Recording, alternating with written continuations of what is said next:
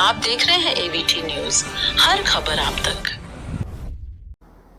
महाराज जी, रामनगरी अयोध्या में आए हुए हैं, कैसा लग रहा है? क्या कहना चाहेंगे रामनगरी जी अयोध्या से? देखिए, यहाँ राम कथा चल रही है राघव मंदिर में, बड़ी सुंदर। और ये लोग जयपुर से आए हुए हैं, तो ये पूरी टीम आई हुई है जयपुर से। और अयोध्या तो बहुत सुंदर नगरी है, इसका तो वर्णन जितना करो, शेष जी भी वर्णन करें तो भी पूरा वर्णन नहीं हो सकता है। अयोध्या अवध का मतलब होता है जिसमें किसी का वध नहीं हुआ हो। बड़ा सुंदर अयोध्या नगरी लगी है, सभी जगह दर्शन करे हैं, सरयू मैया में स्नान किया है। और अयोध्या का तो बहुत बड़ा महत्व है, ज़्यादा कुछ कह नहीं सकते हैं। भगवान श्री राम का 500 वर्षों बाद मंदिर बना, दर्शन किया होगा, कैसा महसूस किया? बड़ा सुंदर राम जी का दर्शन किया और हमें बड़ा ही अच्छा लगा। दिव्य विग्रह है और इतने वर्षों से लोग लगे हुए थे इसको बनाने के लिए, ये सब राम जी की कृपा से हुआ है।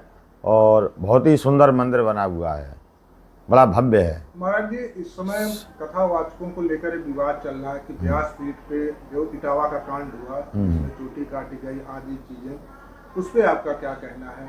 शंकराचार्य ने भी इस पे कहा कि केवल कथा कहने का अधिकार ब्राह्मणों को है। इस पे आपका क्या मंतव्य है? देखो, शंकराचार्य जी सबके गुरु हैं, वो जो कहते हैं बिल्कुल सत्य बात कहते हैं। और जो चोटी काटी गई है वो ठीक नहीं था, चोटी नहीं काटनी थी, क्योंकि सनातन का वो भी अपराध होता है। उनको समझा देते, संविधान बना हुआ है, जो जैसा करेगा वो वैसा भरेगा, लेकिन खुद ही डिसीजन व्यक्ति को नहीं लेना चाहिए। महाराज जी, उन्होंने अपनी पहचान छुपा के कथावाचक बने, जो भी रहा, इस पे आपका क्या कहना? पहचान छुपाना कहाँ तक? पहचान छुपाना गलत है। अपनी जाति बता करके, और अगर कोई इच्छा हो कराने का, अगर वो जानते हैं, विद्वान हैं, श्लोकों का ज्ञान है उनको, और वो लोग अगर कराना चाहते हैं दोनों, तो कोई बात नहीं है फिर।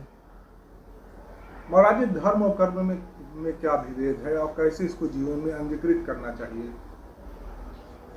धर्म तो व्यक्ति को धर्मो रक्षित रक्षतः, धर्म की रक्षा करनी चाहिए।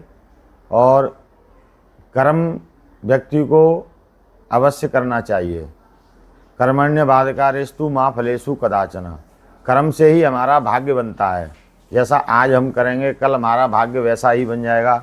आज हम बुरा करेंगे तो कल हमारा भाग्य बुरा बन जाएगा, और आज हम अच्छा करेंगे तो कल हमारा अच्छा भाग्य बन जाएगा। महाराज जी, भगवान का जो शंकर भगवान का जो वृषभ है वो धर्म का ही प्रतीक है। धर्म पर ही बैठ करके व्यक्ति को चलना चाहिए, धर्म की रक्षा करनी चाहिए। महाराज जी, आजकल जो युवा पीढ़ी है वो रामायण, भागवत और जो गीता है उससे कहीं न कहीं अछूती हो जा रही है।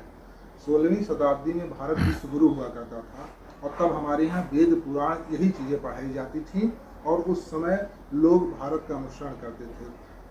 आज विश्वगुरु की तरफ अग्रसर है, ऐसा लोगों का कहना है, लेकिन नई पीढ़ियाँ जो सनातन के रीढ़ हैं उससे अछूती हो जा रही है। तो शिक्षा व्यवस्था पे आपका क्या कहना है? कैसा समावेश होना चाहिए जिससे आधुनिक और पुरातन दोनों मिलाकर भारतीय जो युवा पीढ़ी है, जो आने वाली जनरेशन है, उसके लिए लाभान्वित है? इस पे आपका क्या मंतव्य रहेगा? देखिए, वैसे तो अब जो नई पीढ़ी है उत्तरोत्तर उनमें सत्संग में वृद्धि हो रही है। जितना भी हम जहाँ भी जाते हैं तो उसमें युवा वर्ग बढ़ चढ़ करके भाग लेता है, और बड़ा सुंदर भाग लेता है, बड़े मन से सभी लोग लगे रहते हैं। तो मेरे हिसाब से तो युवा वर्ग इस समय सनातन की तरफ अग्रसर है। अग्रसर है। हाँ। महाराज जी, तीर्थ नगरी से आप उन भक्तों को क्या संदेश देंगे जो लगातार तीर्थों में जा रहे हैं, दर्शन कर रहे हैं, पूजन कर रहे हैं?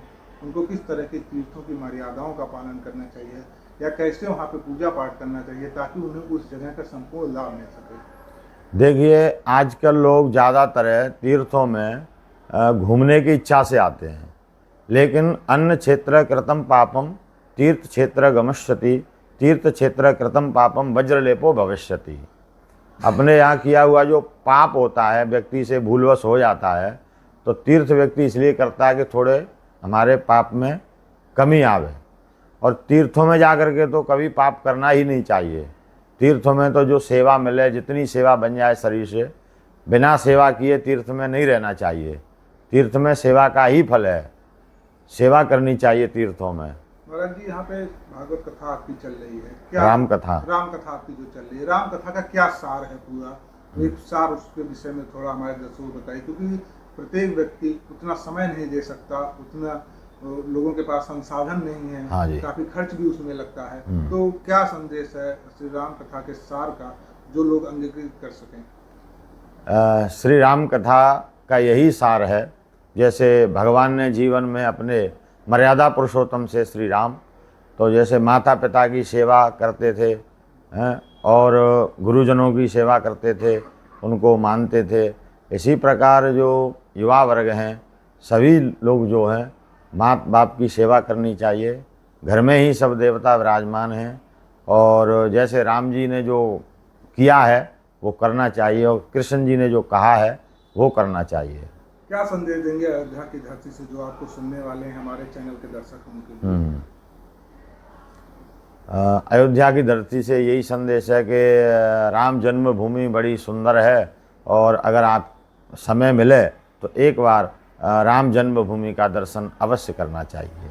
अपना नाम और गुरु जी स्थान का बताइए। विष्णु मोहन शास्त्री, सीताराम आश्रम, वृंदावन, अटल्ला चुंगी।